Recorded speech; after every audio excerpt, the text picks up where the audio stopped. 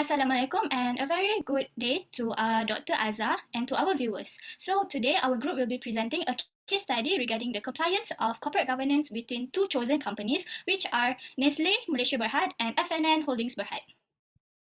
So this is our team members, starting for myself, Cahya Medina binti Muhammad Rizal. Me, ALWANI SYAKIRAH binti NORHISHAM. I'm SOFHIA binti HISHAM. I am IMAN DANISHA binti RAMLI. I am NURFARISHA NAJWA binti WOSFI. Alright, now we're moving on to introduction. So the objective of this assignment is to get us to think about the nature of ethics and corporate governance in different firms and to identify the compliance of corporate governance. Our group have decided to do a research on Fraser and Neff Holdings Berhad, or known as FNN, and also Nestle Malaysia Berhad. So what is corporate governance? Corporate governance refers to a collection of rules and relationships that give a corporation with standards for making and operating decisions in a fair and successful manner. It may balance the interests of a company's various stakeholders, including investors, top administration leaders, shoppers, lenders, the public authority, and also our community. By company complying with the Malaysian Code on Corporate Governance, it could improve the company's performance. It also allows stakeholders and potential investors to have more trust in the company and to form a deeper and longer relationships as they know the company would comply with the regulations. Next, I'll pass to SOFHIA. Thank you, Cahya. Okay, now I will be presenting the Nestle backgrounds. So Nestle Malaysia Berhad is one of the public listed companies on Bursa Malaysia since 1989 that is involved in manufacturing food and beverage. Nestle established in Malaysia in 1912 as the Anglo-Swiss condensed milk company in Penang, and then later moved to Kuala Lumpur in 1939 due to growth and expansion. Nestle is the biggest halal producer in the Nestle world, where all 500 products are halal certified. They operate 6 factories, 1 national distribution center, and expanding 58 sales offices in Peninsular Malaysia and Borneo. Nestle has a turnover of 5.7 billion and market capitalization of 31.47 billion. They offer a wide range of high quality of products such as Milo, Maggi, Nescafe, and many more. Their vision is to be a leading, competitive nutrition, health, and wellness company, and their mission is good food, good life, which to provide consumer with the best tasting, most nutritious choices in a wide range of food and beverage categories. Nestle Malaysia has won numerous awards over the years in recognition of their sustainability effort, pushed as a company focused on nutrition, health, and wellness. For the next part, I will pass to Farisha. Okay, thank you. I will continue with the FNN Holding Berhad. So FNN Holding Berhad is a Sharia compliance company listed on Bursa Malaysia. And one of the oldest company in the Malaysia. So the company has an annual turnover of 4 billion from their business in their manufacturing, sales, and also marketing of the beverage and also dairy product. So the company first established in 1883 by John Fresh and also David Neff to produce a carbonate soft drink, eventually become one of the largest beverage manufacturing and distributions in the company in Malaysia. So the company involved with 22 of brands, for example, is 100 Plus, FNN Caesar, FNN Ice Mountain, Teapot, Cap Junjung, Ideas, and also Carnations and others brands. In 2020, the company launched the Nona brands of Ketupat and also sauce. So the visions of the company to be a stable and sustainability of food and beverage leader in Asians. And the mission is to be a leader, owner, and supplier of the high quality and innovative product in the Asians that consumer choose and also trust. The business received numerous of certificates in a different area, including a marketplace, workplace, and also environment awards. For example, it's Industrial Excellence Award in 2019 and also brand Super Brands Malaysia 2019 and many more. So next slide, please. We continue with the board size. So the board size can be defined as the number of directors that are available inside the board of the company. So the board of the director is jointly responsibility to the shareholder for the directions of the supervision for the company to ensure its a long-term success. This is essential because it affects how effective the board serving the company, regardless how well they perform their job. So for the FNN, the board size consists of 11 of non-executive director. Out of 11 directors, 6 of them is independent director, while the rest of them is non-independent director. So next is Nestle. There are total 7 of directors in the board in the year of 2021, but 2 of the non-independent directors have retired in 2021. And left only 1 non-independent non-executive director and 4 non-executive director in the board size of Nestle Malaysia Berhad. So moving on to the next slide is, as you can see here, is the board of director for FNN as at 2021. So moving to the next slide is the board of size of Nestle as at 2021. So next slide is, okay, this is the relationship between the board size and also company performance. So board size is one of the component of board composition. There are three elements in the board composition, which is a board size, board community, and also board diversity. All of these elements is important to determine the effectiveness of the board composition. According to the MCCG, there are no specific of a limit for the number of directors. So the court suggests that the board size should reflect the board effectiveness. But until today, there are conflict of idea about the appropriate size of the board of directors in a company. So for the FNN, they have 11 of board members. The advantage of the company having 11 board members is the company can maintain a strong relationship with the outside world. Other than that, a bigger board will strengthen the monitoring responsibility of the director and also can improve the standard of management decisions. Okay, we're moving on to the Nestle. There are two of the Nestle independent non-executive director that retired in April 2021.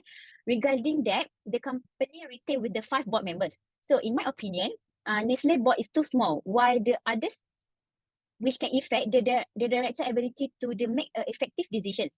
However, we're referring to the financial performance of 2021, the revenue growth by 5.9%. So it indicates that the board size of Nestle do not influence the effectiveness of the board decision making. It's concluded that MCCG decision is not stated the specific number of directors is not longer relevant to determine the effectiveness of the board. As long as the board allow every member to participate actively and provide these effective decisions. And most important thing is that the quality and ability of the individual who sit on the board is important to ensuring the effective of the board. So I pass to the next presenter. Thank you, Farisha. So now we explain the independent director composition. So in corporate governance, independent directors are someone that have no significant interest or relationship in the company and are expected to express their honest and professional opinions effectively in the best interest of the company without the influence of management. Independent directors are responsible for protecting the interests of minority shareholders and other stakeholders. And according to FCCG 2021, at least half of the board comprises independent directors. And for large companies, their board comprises a majority independent directors. For FNN Holdings Berhad, they have 6 independent directors out of 11 directors in the board, all of whom are non-executive directors, to which they comply with the FCCG 2021. And for Nestle Malaysia Berhad, majority of them are independent directors, and they also comply with the FCCG 2021. Moving on for the next slide. Okay, now for the relationship between independent director and company performance. For FNN Holdings Berhad, their financial year 2021 shows that their net profit dropped despite their revenue increase. This might be due to independent director not oversee the management frequently, which resulting a negative impact to the firm performance, as the effective monitoring mechanism in the firm could reduce the agency problems. And for the Nestle Malaysia Berhad, some of the independent directors have their finance and accounting background, to which they have appropriate skill, knowledge, and experience that makes them able to fully comprehend the financial statement of their company and able to make a good decision, and also able to assist the firm to grow profit and achieve success, resulting in contributing to firm performance positively. So for the next part, I will pass to Cahya. All right, thank you, Ain, for the amazing explanation. So now I will proceed with the female director composition. So according to MCCG 2021, it is required for all large companies to have at least 30% of female directors in their board. Based on the Corporate Governance Report 2021 of FNN, they have 3 female directors and 8 male directors, which only represents 27% of female in the board. Therefore, for the financial year 2021, FNN does not comply to the MCCG 2021. Nevertheless, in November 2021, the board evaluated and reviewed the proposal to appoint a female independent director to fill in the vacancy for an expected due to retirement of Datuk Sri Johan Tazrin, which is a male director after the 2022 AGM. So the BOD then will have a total of 36% female members if the nomination proposal is approved by the shareholders. Okay, so next for Nestle, the female directors is 3 out of 7 total directors in the board, which represents an amount of 43%. Hence, the Nestle Malaysia Berhad does comply to the MCCG 2021, which is good compared to FNN. So next is the relationship between female directors composition and company performance. So based on one online news, which is The Star, the new practice by MCCG 2021 directs the board to ensure that the shareholders have the information they need to make decisions about the appointment and renewal of directors. Next, the Board of Directors of FNN disclosed in its annual report that the gender diversity policies, objectives, and measures act as an essential measure of good corporate governance, which attribute of an effective Board of Directors. Even though FNN Holdings Berhad did not comply to the MCCG 2021 for female directors composition, which comprises only 27%, the company took an effort to change that and comply with the MCCG, as they announced will have a new female director to replace the male director. Meanwhile, as mentioned in the previous slide, NESTLE complied with the MCCG for their female directors composition, as they have a total of 43% more female directors than male directors in the board. So men are seen as having an authoritarian leadership style that favors their management control. On the other hand, women are seen to have a democratic leadership style with a long-term perspective, which enables female directors to build positive and long-lasting relationships with all stakeholders in order for the board to manage risk and be more socially responsible. So to make decisions that contribute to long-term success, a diverse board of directors is required, such as gender diversity. Having a different perspective from a different gender may add benefits to creativity and successful decision-making, which then could enhance the company performance. So next, I'll pass to ALWANI SYAKIRAH for the next component. Okay, so the next component is role duality. A company in which the CEO and chairman are served by the same person is referred as dual board leadership. So this role duality may come with a possibility of conflict of interest, where the CEO will make decisions in his own self-interest and may impair the objectivity of the chairman and the board. So it is essential that to separate the responsibilities of chairman and the CEO. So according to MCCG 2021, the positions of chairman and CEO should be held by different individuals. So in other words, the chairman of the board should not be the chairman of the three committee, which is the audit committee, nomination committee, or remuneration committee. For FNN, the CEO, Lim Yu-ho, is not the chairman of any committee. So it shows that this company do comply with MCCG 2021. So moving on for Nestle, so when referring to this company, unitary board leadership or non-duality is also applied because the company CEO, Juan Aronones, he is neither control the committee or hold any position on them. Okay, so next slide, please. So this is the relationship between the company performance. So according to our analysis, we found that the directors in these two companies applied unitary board leadership. Previous research from Rakesh and Shiba conclude that companies that have more directors will affect the firm performance negatively. But based on what we observe in the annual report, the performance for the companies are getting better, and this indicates that role duality does not seem to have an effect to the company performance as long as the directors know their responsibilities and they perform it properly. Okay, so the next element I pass to Iman. Thank you, ALWANI. So I will proceed with the Risk Management Committee.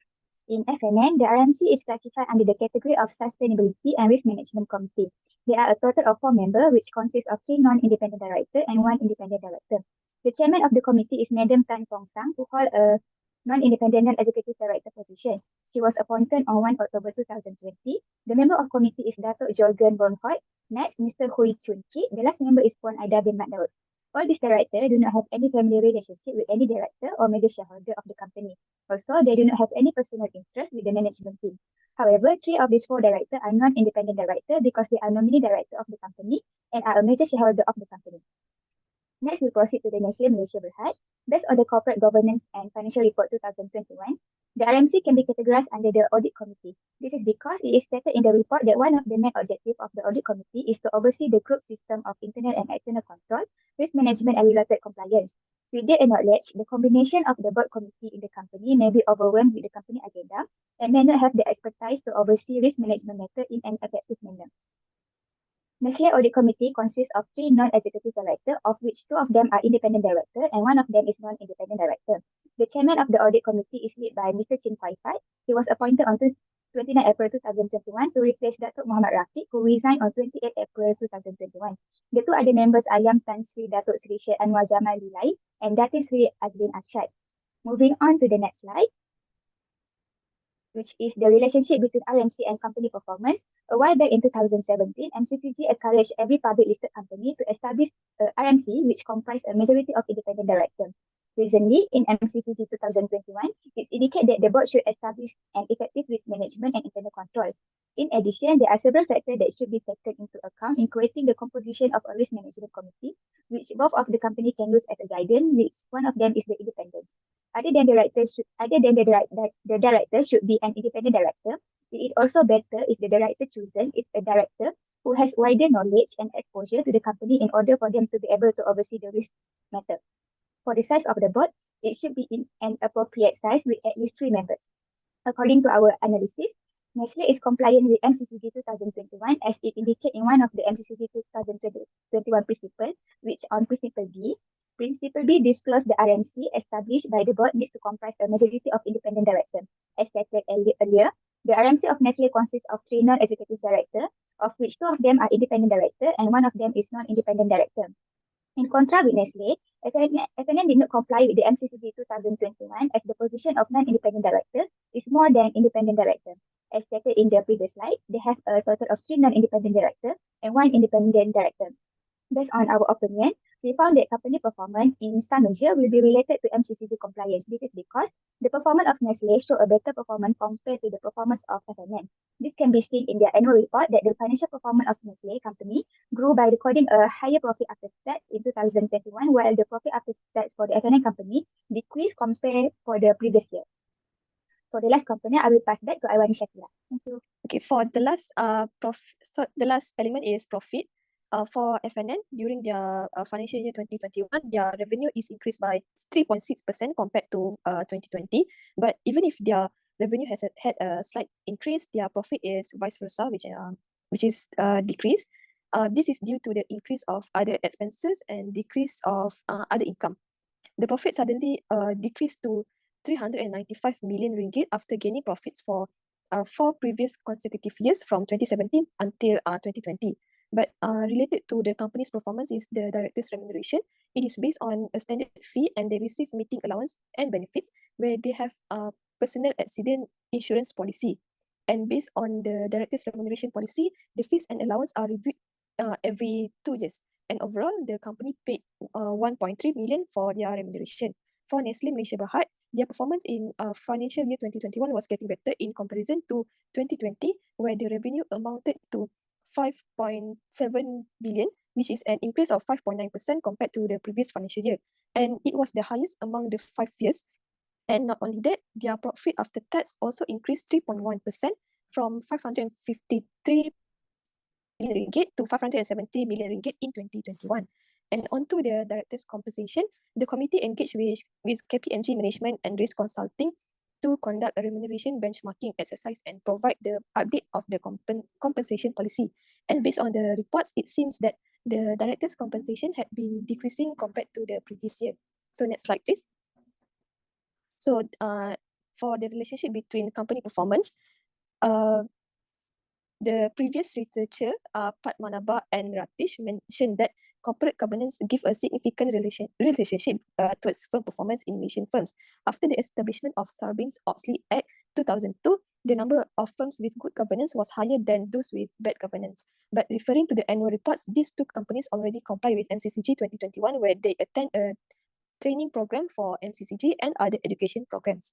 And based on the reports, FNN's profit decreases while Nestle's increase. These 2 companies have opposite results, even though they have an improvement in other financial results and already comply with the MCCG. So the compliance of this code does influence the company performance. So I will pass the next slide to the next presenter. Okay, so to conclude, Nestle and FNN have and implement corporate governance in accordance with MCCG 2021. Although both companies still have shortcomings in ensuring that their corporate governance implementation according to the MCCG 2021 is well implemented, it does not have a large negative impact on their company performance. The implementation of corporate governance in a company is very impactful and can help them from various aspects. With this implementation, the company can operate better, achieve the objective or goal of the company, and prevent any risk that will occur and at once will influence the company performance to succeed. In short, corporate governance may influence the company performance to become successful and most likely to last in the long term if the company implements and applies it according to the right guidelines. So that's all from us. Thank you. Thank you. Thank you. Thank you, madam. Thank you.